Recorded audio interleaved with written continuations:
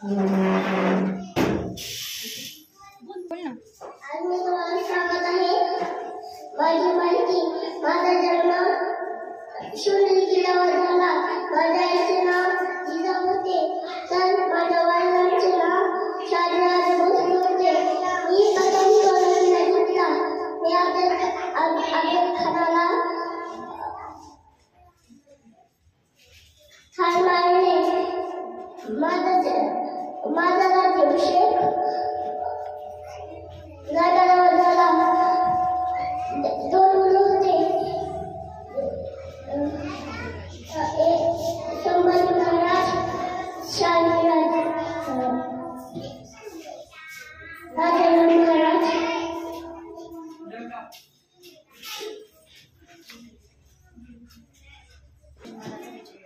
जय महाराष्ट्र। जय शिवाजी महाराज की जय।